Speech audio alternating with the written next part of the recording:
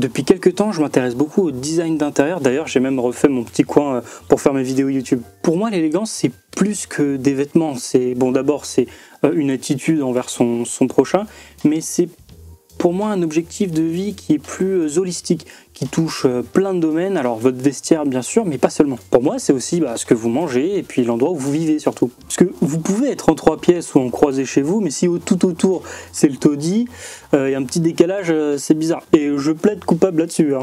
Mais je vais pas vous mentir, pour moi c'est une passion naissante, donc je m'y connais pas beaucoup. J'ai hâte de pouvoir en rajouter un petit peu sur la chaîne en plus du vêtement masculin. Alors quand je connais pas un truc, je me renseigne un peu et je commence à avoir un peu plus d'inspiration qui apparaissent sur mes feeds au fur et à mesure de mes recherches. Mais récemment, je suis tombé sur un rapport un peu par hasard, celui de Maison et Objets, qui est grosso modo le PT pour la maison et le design d'intérieur en France. Je l'ai un petit peu décortiqué et cet été j'ai eu la chance de partir justement au PT avec Attila qui est architecte d'intérieur, donc je vais poser quelques questions pour m'aider à décrypter ça. Allez, on retourne en juin et je vous présente Attila. Alors pardonnez le changement de décor, maintenant on est à Florence, on est au Pitti Uomo. Dernier jour on s'apprête à partir.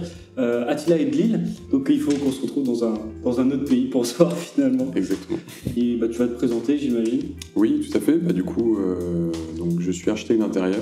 Ça fait maintenant 2 ans que je suis freelance. Avant ça, j'ai travaillé dans une société qui réalisait de l'aménagement d'espaces tertiaires. Donc j'ai réalisé des études d'architecture d'intérieur, desquelles je suis sorti major de promo.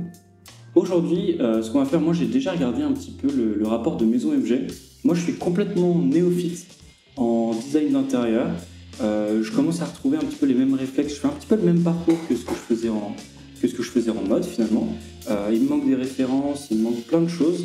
Et on a regardé tous les deux le rapport. Et dis-moi, toi, qu'est-ce que t'en as pensé? Alors c'est un rapport qui est un peu plus, j'ai l'impression, marché que ce que toi t'en as pensé. Est-ce que ça dit quelque chose de là où va le marché du design d'intérieur et des décorations? Oui, tout à fait.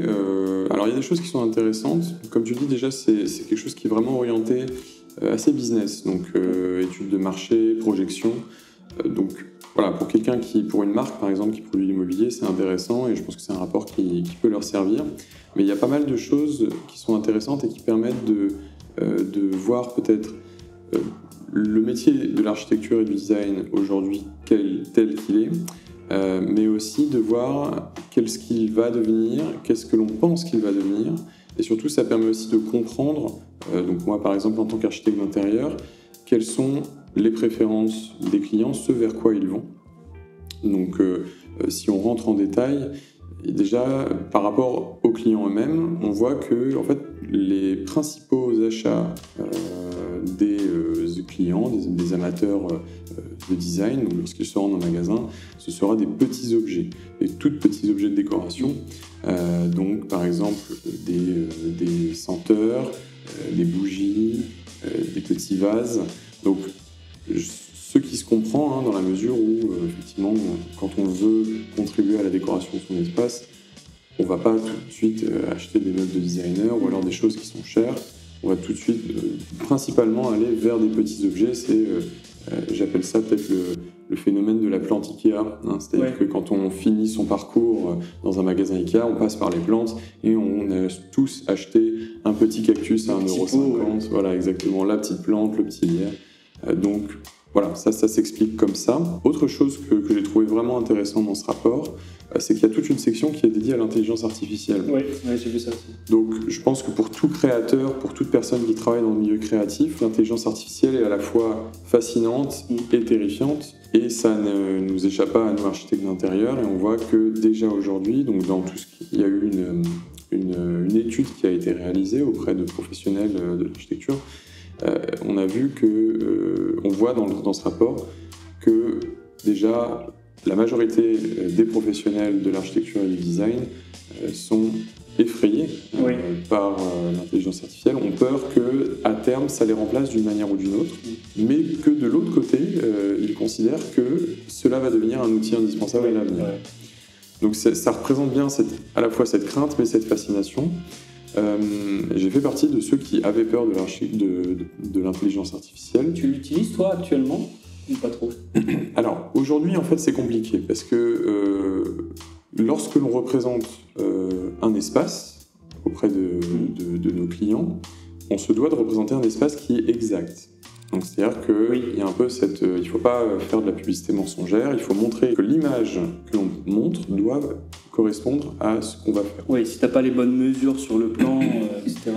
Ouais, voilà, exactement. Donc il y a un besoin d'exactitude. Donc quand on parle d'IA concernant vraiment la génération d'images, c'est encore compliqué parce que l'IA c'est très approximatif. Oui. L'IA s'inspire d'images existantes. Donc, pour l'instant, on ne peut pas, avec un prompt, prendre une photo et dire refais-moi l'intérieur dans l'espace.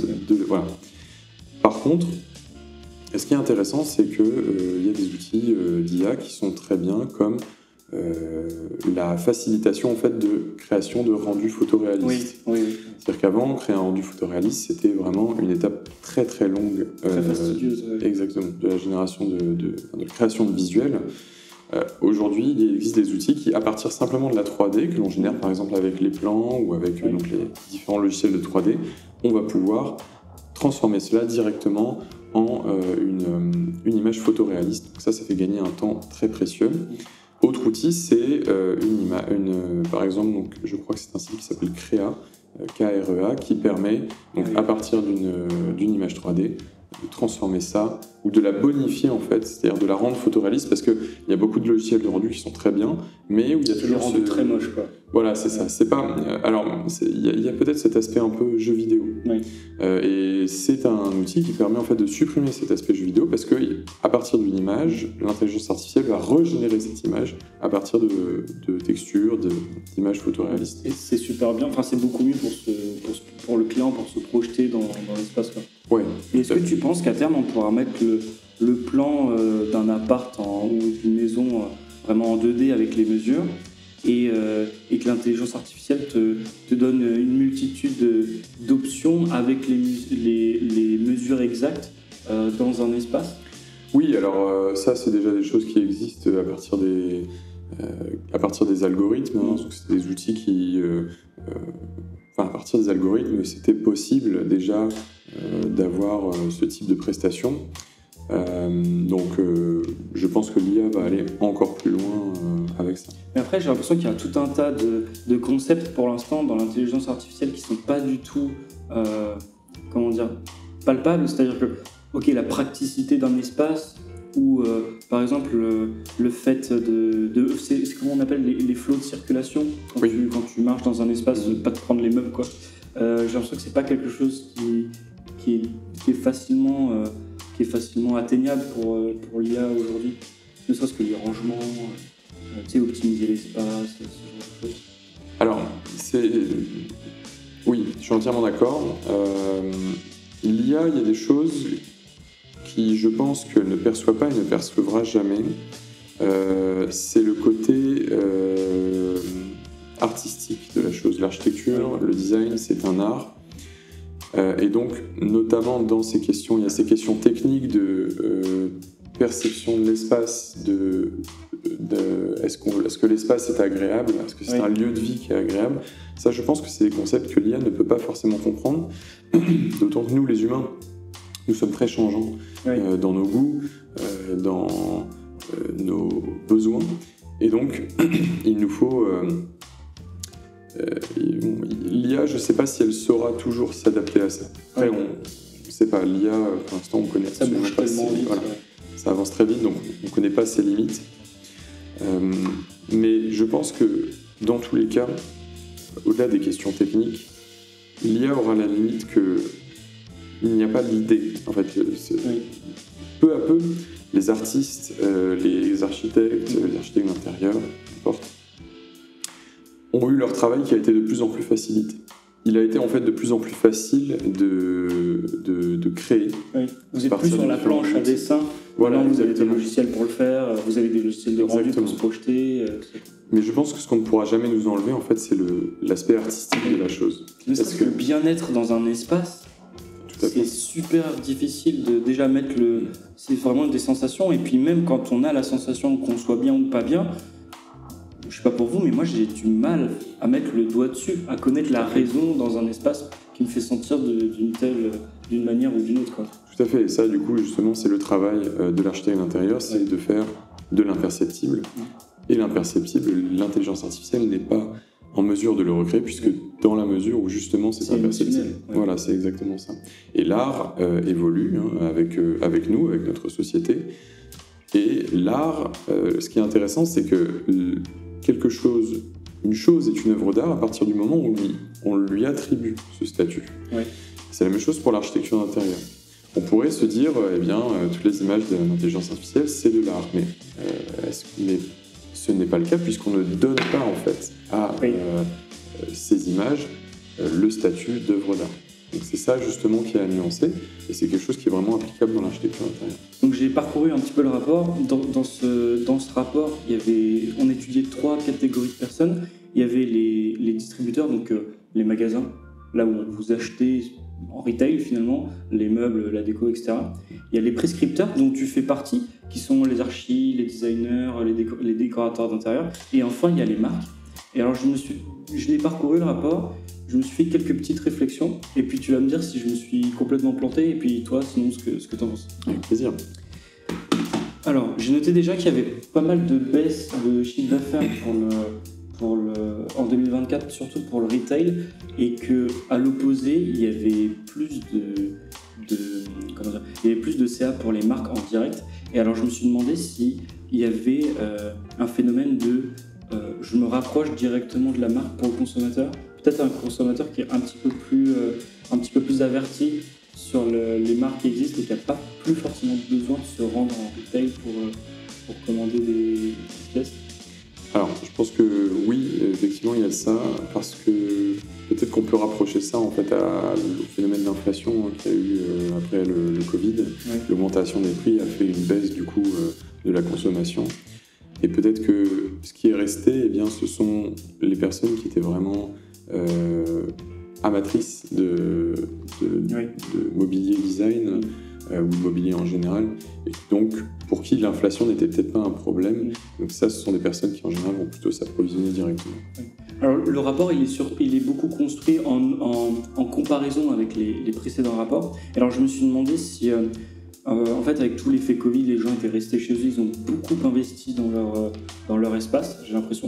Est-ce que justement on a un ralentissement parce qu'ils ont investi? Tu parlais de la petite décoration.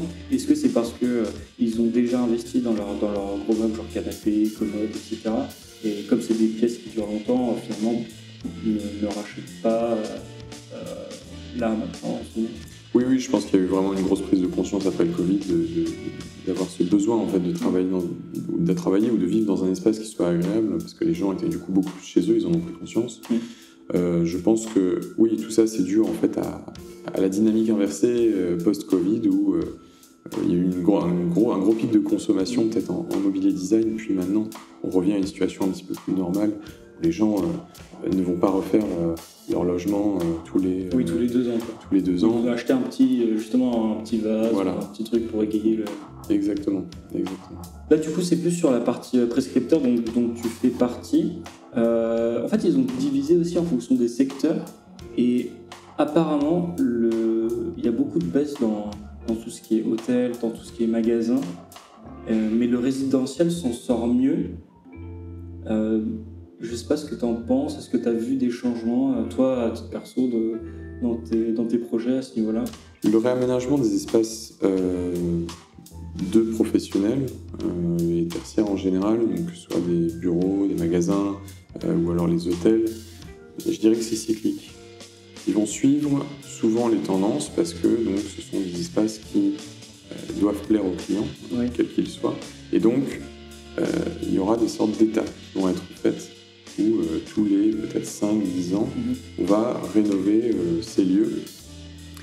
Et donc, je pense que c'est pour ça qu'il y a des périodes de ralentissement à ce niveau-là. Le résidentiel, je pense que c'est quelque chose qui est assez constant, étant donné que chacun, à un moment différent, va décider de refaire son logement ou de le retravailler. Voilà, ça fait qu'il y a une constante, contrairement justement aux espaces professionnels qui, eux, vont se faire de manière cyclique. Écoutez, merci à vous. Je pense qu'on était à contre-jour, mais j'essaierai d'arranger ça. N'hésitez pas à suivre Attila. En plus, je lui ai pris des super photos pendant le PT. Oui, merci à toi d'ailleurs. Donc c'est l'occasion d'aller voir ça. et puis on fait la conclusion dans le setup habituel.